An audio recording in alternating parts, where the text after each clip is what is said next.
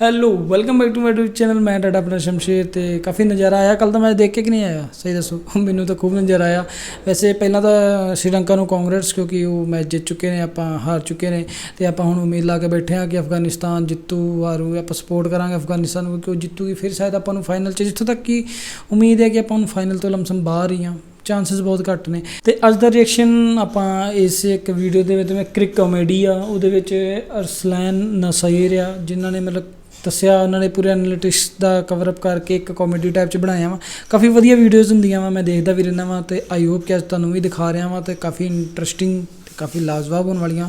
ਤਾਂ ਚੈਨਲ ਕਰੋ ਸਪੋਰਟ ਤੇ लाइक शेयर कमेंट जरूर करो क्योंकि ਆਪਾਂ ਇਹੋ ਜਿਹੇ ਘੈਂਟ रिएक्शन लेके आते रहने हैं। तो आज भाई ये होता है असली बैटिंग कोच। हमारा बैटिंग कोच था, देखो यार वो सिर्फ अपनी टीम के लिए तो नहीं खेल रहा था, उसको तो ये भी फिक्र थी कि हमारी टीम भी जो है वो भी इजीली क्वालिफाई कर दे, तो उसने अपना काम पूरा कर दिया है।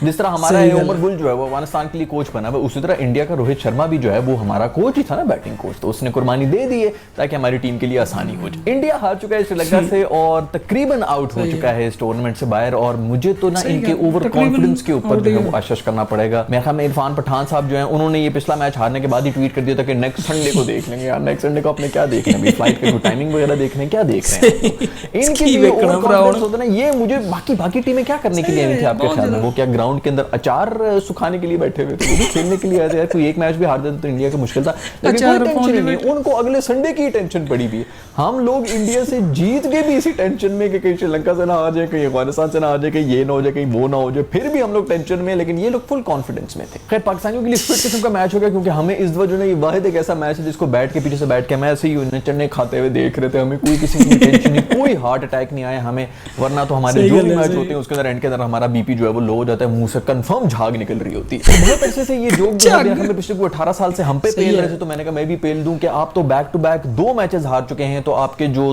दोनों टीवीज हैं, अगर तो 2 हैं तो वो तो दोनों टूट गए होंगे, तो जो पाकिस्तान के मैचेस हैं वो आप क्या अब रेडियो पे सुनेंगे? खैर बहुत ही कोई अनलकी किस्म का माहौल हुआ था एंड के अंदर, तो वैसे भी जो ये रन आउट हुआ यार, ये दोनों एंड के ऊपर आउट था, मतलब इधर भी आउट है और दूसरी तरफ जो है वहां पर भी आउट है। शानका ने भी जो है वो चप्पल जूते बैट पैड सब कुछ उतार के भागना शुरू हुआ था, सर बस मैं तरह उधर पहुंच जाऊं, और बिल्कुल सही किया उसने। यहां पर आ जाता है धोनी जो कि ना वो बॉल आती नहीं थी कि उसने पहले से ग्लव उतारा हुआ होता था, थ्रो करने के लिए जो है मार रहा होता था, वो यार उसका दिमाग जो है ना नेक्स्ट लेवल पे चल रहा होता था। खैर प्लेयर्स को मेरे ख्याल में ऊपर से जो है वो मिस कर रहे सब नजर आ रहा है, इसीलिए वो ऊपर देख के डर रहे हैं। बट कैसे कैसे दिन आ गए यार, अभी कल जो है वो पूरा का पूरा इंडिया, यानी कि जब तक ये वीडियो में डालूंगा तो आज रात को ही पूरा का पूरा इंडिया जो है वो अफगानिस्तान को सपोर्ट कर रहा होगा। अफगानी प्लेयर जो है उनके रेट पता नहीं कहां से कहां पहुंच जाएंगे।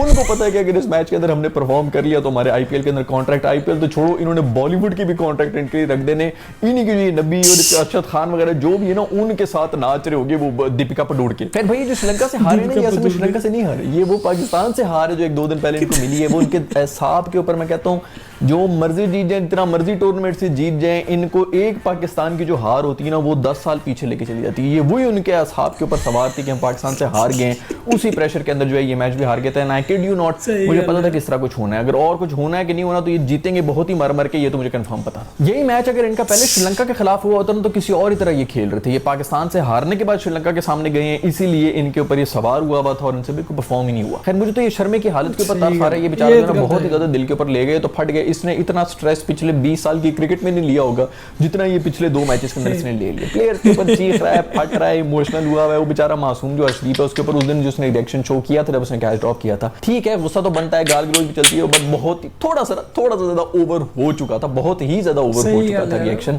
और इस वाले मैच के अंदर भी जो उसकी बातें वो मैं इग्नोर कर रहा था, ये सबने लाइव देखा है कि उसको जो सुन ही नहीं आता कि जा दफा जो तूने फेंकना फेंक दे। और अर्शदीप की मैं बात करना चाहूंगा यार, बेचारा मासूम जो है हमेशा ऐसी सिचुएशन के अंदर आगे आ जाता है, लेकिन क्या कोई बेहतरीन किस्म की बॉलिंग कराई है इसने। हमारे वाला भी जो था 7 रन से भी डिफेंड कर रहा था और इसने बहुत ही कमाल किस्म की यॉर्कर बिल्कुल ऑन पॉइंट इसने मारे थे।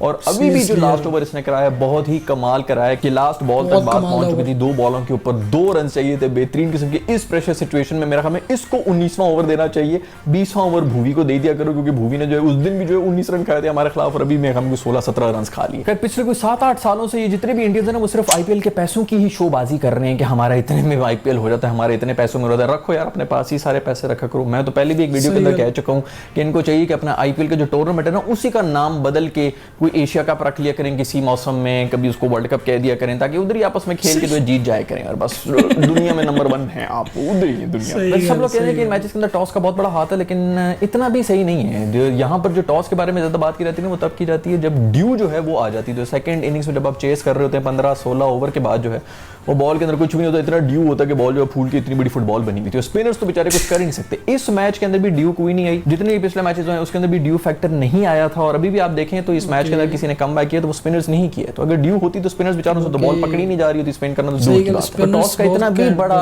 रोल नहीं था इन मैचेस के अंदर। खैर वो इंडिया के क्वालिफाई होने के लिए वही सारी बातें होने शुरू हो गई हैं कि अफगानिस्तान जो है वो पाकिस्तान को हरा दे, फिर श्रीलंका भी जो है पाकिस्तान को हरा दे, वेस्ट इंडीज जो है वो ऑस्ट्रेलिया को हरा दे, फलानी की फुप्पी मर जाए, उसके बाद फलानी टीम की जो बस है वो चलते चलते खाई के अंदर गिर जाए, यूक्रेन जो है वो अटैक कर दे रशिया के ऊपर। इस किस्म की सब बातें पूरी जो है वो सिचुएशन बन रही है, लेकिन मुझे बहुत ही मुश्किल लग रहा है। और इसके अलावा ये सब कुछ होने के बावजूद भी इंडिया को तकरीबन कोई 3,000 रन से हराना पड़ेगा अफगानिस्तान को। जो मैंने पहले भी कहा था कि बात जो है वो नेट रन रेट के ऊपर आ जाएगी, लेकिन इतनी बुरी तरह आएगी ये मैं एक्सपेक्ट नहीं करता। खैर अभी भी कुछ पता नहीं है, बड़ी बड़ी बातें करनी नहीं चाहिए, लेकिन फिर भी मुझे नहीं लगता कि अब जो है वो इंडिया का कोई चांस है आगे आने का। खैर वो किसी ने ये इंटरनेट पर वीडियो भी शेयर की थी जो कि मैंने देखी, जिसके अंदर वो बता रहे हैं कि इंडियन जो बैटिंग थी वो किस तरह श्रीलंकन बॉलर्स के सामने लेट गई।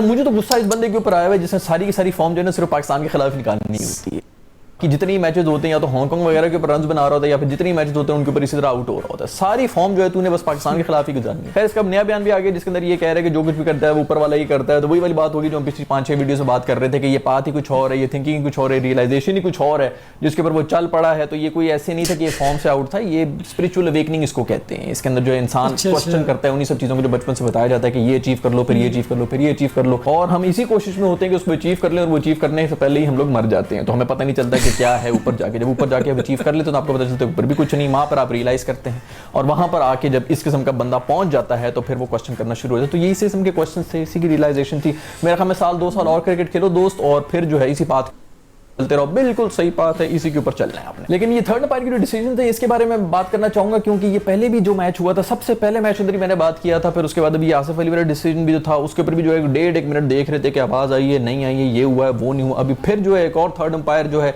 इस मैच के अंदर भी केएल राहुल जो पहली ओवर के अंदर मेरे ख्याल में दूसरे ओवर के अंदर एलबीडब्ल्यू होता उसके ऊपर भी 1.5 घंटा लगाते रहे किस तरह साबित कर लें कि जनाब वो बैट जो है वो लग के गया है। उसके बाद जो है ये बॉल जो है वो नो बॉल दे दी थी जिसके ऊपर कैच आउट हो गया था। बहुत ही क्रूशियल स्टेज थी ये, उसके ऊपर ना सिर्फ डॉट बॉल होनी थी बल्कि एक नया बंदा भी आ रहा था क्रीज के ऊपर, तो ये भी उन्होंने नो बॉल दे दी थी। अगर बाउंसर जो है वो इधर तक नहीं जाएगा तो फिर बाउंसर होता क्या है, सर से ऊपर तो वैसी वाइड होती है। तो अगर ये कंधे के ऊपर जा रहे हैं या बिल्कुल मुंह के ऊपर आ रहा है, अगर ये बाउंसर नहीं तो फिर और क्या बाउंसर होता है। लेकिन इसको भी नो बॉल करा दी थी। तो मेरा ख्याल में कोई थोड़ा तमीज कर लें। ऑन ग्राउंड अंपायर जब किस्म की हरकतें करें तो ठीक समझ आती है, थर्ड अंपायर जब किस्म की हरकतें करें उनकी इन्वॉल्वमेंट शुरू होगी। आई नो कि इंडिया का एंड तक जाना बहुत जरूरी है स्पॉन्सर्स के लिए और व्यूवरशिप के लिए, लेकिन इतना खुल के मत आओ। फिर वो एक और वीडियो बड़ी वायरल हो रही है जिसके अंदर ये है कौन यार, ये उर्वशी वगैरह ये कौन है भाई बंदी। लास्ट टाइम भी मैंने इस तरह बात की थी, मुझे पता ही नहीं कि पता नहीं ये कौन है, ये बहन जो है मुझे तो इसका कुछ भी नहीं पता। उसके ऊपर भी कुछ लोग मुझे कहते हैं कि यार तू एमी जो है बेबी बन रहा है, तुझे नहीं पता इस चीज का। मुझे बाकी नहीं पता भाई, मेरे पास कोई टाइम नहीं इन औरतों को स्टॉक करके और इनके बारे में रिसर्च करने के लिए। इन्होंने जो है पता नहीं कोई एक स्टोरी शेयर कर दी है जिसके ऊपर ये और नसीम शाह का जो एडिट लगा हुआ है वो अपनी शर्माती हुई शक्लें और नसीम शाह की शर्माती हुई शक्लें जो है वो उन्होंने शेयर की। वैसे तो पहले एक बात बताऊं, मुझे भी इसके बड़े एडिट्स आते हैं तो मैं भी शेयर करता रहता हूँ।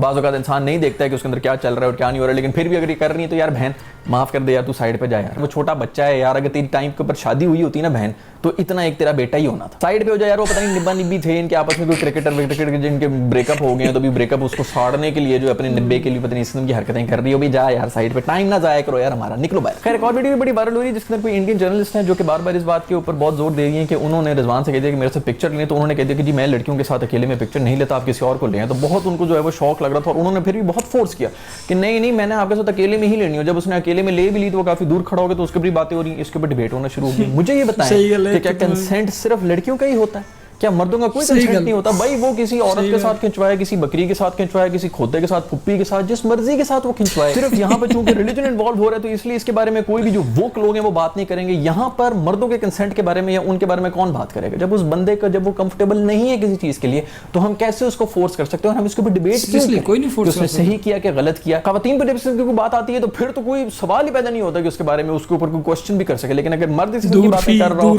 तो उसके बारे में कोई नहीं सोच सकता, उसके बारे में कोई बात भी नहीं कर सकता। तो मेरा ख्याल में उस बंदे को अपनी लाइफ गुजारने दे जिस तरह भी वो गुजारना चाह रहा है, चाहे वो रिलीजन के नाम पे गुजार रहा हो या किसी और बचपन के हादसे की वजह से भी गुजार रहा हो। वो पूरी तरह से एंटाइटल्ड है कि वो किस तरह तस्वीरें खिंचवाए, किस तरह तस्वीरें खिंचवाए, क्या करे क्या ना करे, ये उसका डिसीजन है। अगर आपने उसको जज करना है तो उसके प्रोफेशन के ऊपर करें जो कि वो क्रिकेट फील्ड के अंदर कर रहे हैं, ना कि इन चीजों के ऊपर। कल को उन लोगों से तकलीफ होती है जो कि करीब होकर तस्वीरें जो हैं वो हाथ कहीं रख लेते हैं और इस किस्म की हरकत हो जाती है। जब ऐसे लोग मिल जाते हैं तो इनसे भी तकलीफ होना शुरू हो जाती है कि भाई ये दूर क्यों जा रहा है मेरे से। Make up your mind. खैर वो वार्नर कोहली और अनुष्का शर्मा का भी एक एपिसोड हुआ था कुछ अर्सा पहले जिसके अंदर कोहली ने एक पिक्चर शेयर की थी अनुष्का शर्मा की जिसमें वो कहते हैं कि मेरी दुनिया है, मेरी लाइफ है, ये वो। तो वार्नर ने नीचे लिख दिया था लकी मैन। तो उसके ऊपर जो है काफी ज्यादा जो है वो इंडियंस वो ऑफेंड हो गए थे। उन्होंने कहा भाई किस किस्म की बातें कर रहा है, किसी और की बेगम के बारे में इस किस्म की बातें कर रहे हैं, ऑल दैट। देखो बात सुनो, पहले भी मैं कुछ वीडियोस के अंदर ये जिक्र कर चुका हूं कि ये जो है ना ये कुएं के अंदर जो मेंढक बैठा हुआ होता है ना, अपने कुएं से बाहर निकल के देखें, बाहर जो है वो इसी तरह औरतों की तारीफ की जाती है कि दोस्त तुम बहुत लकी हो, तुम्हें इस किस्म की बीवी मिली है। यहां पर ये रिवाज होता है जिसके अंदर जिसकी भी शादी हुई होती है उसका सेंस ऑफ ह्यूमर सिर्फ औरत को जलील करने में ही वक्फ हो जाता है। जिस भी गैदरिंग के अंदर बैठे हो तो वहां पर अपनी बीवी के ऊपर जोक्स मारना शुरू हो जाते हैं आप लोग। ये आपको लग रहा है कि बड़ी जबरदस्त बहुत ही फनी सेंस ऑफ ह्यूमर है। अगर इतना अच्छा सेंस ऑफ ह्यूमर है ना, आप लोग भी मेरी जगह बैठ जाएं और इस किस्म की वीडियोस बनाना शुरू कर दें। लेकिन कोई सेंस ऑफ ह्यूमर नहीं होता भाई। किसी एक औरत को बुली करना, वो भी अपने दोस्तों के साथ मिलकर वही घिसे कटे जोक्स जो कि मेरी बेगम मेरी शादी के बाद अजाब हो गया। तो मत करो शादी यार, दिमाग है ना, मत करो शादी। उस वक्त भी मर रहे होते, स्पेशली पाकिस्तान और इंडिया के जो मर्द होते हैं लिटरली पागल हुए होते, ताबले हुए होते, जुबान इनकी जमीन के ऊपर लगी होती है, टांगों से पकड़ा हुआ होता है कि खुदा के लिए मुझे छोड़ के मत जाना, मेरे से शादी कर लेना, ऑल दैट। शादी हो जाए तो फिर उसके बाद जो है बहुत ज्यादा फन्ने खान बनना, तो फिर जोक्स मारना शुरू होता है कि हमारी तो लाइफ खराब होगी। लाइफ जो तेरी थी ना शादी से पहले वो भी मुझे पता है भाई। खैर खुशखबरी ये भी थी जो कि मैंने पिछली वीडियो में शेयर नहीं की थी, वो ये थी कि शाहीन जो है उसको भेज दिया गया इंग्लैंड में। बड़ी मेहरबानी, आप लोगों को याद आ गया कि उसको जो इंग्लैंड में जाना चाहिए, क्योंकि वो नेदरलैंड्स में भी आप लोगों के साथ फिर रहा था, अभी दुबई के अंदर भी बैठा हुआ था, वो हर किसी के साथ जो वो लंगड़ा के मिल भी रहा है, इधर उधर फिर रहा है भाई, इसको किसी रिहैब वगैरह में भेजो। शुक्र है कि वो हमने हमारे दिमाग में वो आइडिया आ गया और हमने भेज दिया। कोई पता नहीं कि कॉमेडी की एपिसोड ही देख के उनको ये आइडिया हो। तो अगर आप लोग भी इस तरह के बेहतरीन इसके मशवरे चाहिए तो सब्सक्राइब के बटन को भी छू लें, लाइक के बटन को भी छू लें। तो मैं आप लोगों से मिलूंगा नेक्स्ट वीडियो में। सबनों पता कि ਇਸ ਦੇ ਉੱਤੇ ਕਿੰਨਾ ਟ੍ਰੋਲ ਚੱਲ ਰਿਹਾ ਸੀਗਾ ਖਾਲਿਸਤਾਨੀ ਕਹਿ ਕੇ, ਮਤਲਬ ਕਾਫੀ ਕੁਝ ਚੱਲ ਰਿਹਾ ਸੀਗਾ। ਰੋਹਿਤ ਸ਼ਰਮਾ ਦਾ ਰਿਐਕਸ਼ਨ ਵੀ ਇਹਦੇ ਵਿੱਚ ਵੀਡੀਓ ਦੇ ਵਿੱਚ ਕਾਫੀ ਕਲੀਅਰ ਆਊਟ ਦਿਖਾਇਆ ਗਿਆ। ਮਤਲਬ ਕਾਫੀ ਕੁਝ ਚੀਜ਼ਾਂ ਯਾਰ, ਉਹ ਜੇ ਯੰਗਸਟਰ ਹੈ, ਤੁਸੀਂ ਐਕਸਪੀਰੀਅੰਸ ਹੋ, ਤਾਂ ਉਹਨੂੰ ਇੱਕ ਇਹੋ ਜਿਹੀ ਸਿਚੁਏਸ਼ਨ ਦੇ ਵਿੱਚ ਲਾਸਟ 7 ਰਨਾਂ ਦੇ ਵਿੱਚ ਉਹਨੂੰ ਮਤਲਬ ਕਿ 10 ਬੋਲਿੰਗ ਦੇ ਦਿੱਤੀ ਕਿ 7 ਰਨ ਬਚੇ ਤੁਹਾਡੇ ਕੋਲ। ਫਿਰ ਵੀ ਇੱਕ ਚੀਜ਼ ਦੇਖੀ ਜਾਵੇ, ਲਾਈਨ ਟੂ ਲਾਈਨ ਪੂਰੀ ਬਾਕਾਇਦਾ ਬਹੁਤ ਘੈਂਟ ਗੇਂਦਬਾਜ਼ੀ ਕੀਤੀ। ਤੇ ਭੁਵਨੇਸ਼ਵਰ ਜਿਹਨੂੰ 19ਵਾਂ ਓਵਰ ਦਿੱਤਾ ਜਾਂਦਾ, ਉਹਨੇ ਲਾਸਟ ਟਾਈਮ ਵੀ ਉਹਨੇ 19 ਰਨ ਦਿੱਤੇ, ਇਸ ਟਾਈਮ ਵੀ ਮੈਨੂੰ 16-17 ਰਨ ਦੇ ਕੇ ਗਿਆ। ਤੇ ਜੇ ਉਹੀ ਰਨ ਕੰਟਰੋਲ ਕਰ ਲੈਂਦੇ ਤਾਂ ਸ਼ਾਇਦ ਇੰਡੀਆ ਮੈਚ ਜਿੱਤ ਸਕਦੀ। ਤੇ ਬਾਕੀ ਕਾਫੀ ਲਾਜਵਾਬ ਵੀਡੀਓ ਸੀ, ਕਾਫੀ ਘੈਂਟ ਪੁਆਇੰਟਸ ਰੱਖੇ ਉਹਨਾਂ ਨੇ, ਐਨਾਲਿਟਿਕਸ ਬਹੁਤ, ਬਾਕੀ ਇੱਕ ਫਨੀ ਵੇ ਦੇ ਵਿੱਚ ਰੱਖੇ, ਪਰ ਰੱਖੇ ਬਹੁਤ ਕੈਮ ਸੋਲਿਡ ਪੁਆਇੰਟਸ।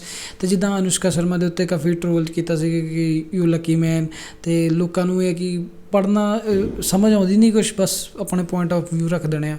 ਤਾਂ ਬਈ ਇਸ ਬੰਦੇ ਨੇ ਬਹੁਤ ਸਹੀ ਕਿਹਾ ਕਿ ਮਤਲਬ ਕਿ ਇਹ ਇੱਕ ਤਾਰੀਫ ਕਰਨ ਦਾ ਤਰੀਕਾ ਵਾ, ਐਵੇਂ ਕਿਸੇ ਤਰੀਕੇ ਦਾ ਐਵੇਂ ਤੁਸੀਂ ਮਤਲਬ ਕਿ ਕੁਛ ਵੀ ਬੰਦਾ ਸਮਝਦਾ ਹੁੰਦਾ ਹੈ ਨਹੀਂ, ਬਸ ਸਿੱਧਾ ਪੁਆਇੰਟ ਪੁੱਠੀ ਸਿੱਧੀਆਂ ਗੱਲਾਂ ਕਰਨ ਲੱਗ ਜਾਂਦਾ। ਤਾਂ ਇਹ ਸਭ ਚੀਜ਼ਾਂ ਦੇਖੋ ਸੋਸ਼ਲ ਮੀਡੀਆ 'ਤੇ ਚੱਲਦੀਆਂ ਰਹਿੰਦੀਆਂ। ਬਾਕੀ ਆਈ ਹੋਪ ਕਿ ਤੁਸੀਂ ਅੱਜ ਦਾ ਰਿਐਕਸ਼ਨ ਕਾਫੀ ਘੈਂਟ ਲੱਗਿਆ ਹੋਊਗਾ। ਅਤੇ ਕਾਫੀ ਇੱਕ ਤਾਂ ਐਨਾਲਿਟਿਕਸ ਕਾਫੀ ਫਨੀ ਤਰੀਕੇ ਨਾਲ ਅੱਜ ਪੂਰੇ ਕ੍ਰਿਕਟ ਦੇ ਐਨਾਲਿਟਿਕਸ ਜਾਣੇ ਹੋਣਗੇ। ਅਤੇ ਆਈ ਹੋਪ ਤੁਸੀਂ ਵੀਡੀਓ ਲਾਈਕ ਕਰਕੇ ਗਏ ਹੋਗੇ, ਸ਼ੇਅਰ ਵੀ ਕਰਤਾ ਹੋਊਗਾ ਚੈਨਲ ਨੂੰ। ਤਾਂ ਮਿਲਦਾ ਇੱਕ ਨੈਕਸਟ ਵੀਡੀਓ ਦੇ ਵਿੱਚ ਘੈਂਟ ਜਿਹੀ ਰਿਐਕਸ਼ਨ ਨਾਲ। ਤਦ ਤੱਕ ਲਈ ਟੇਕ ਕੇਅਰ, ਬਾਏ ਬਾਏ।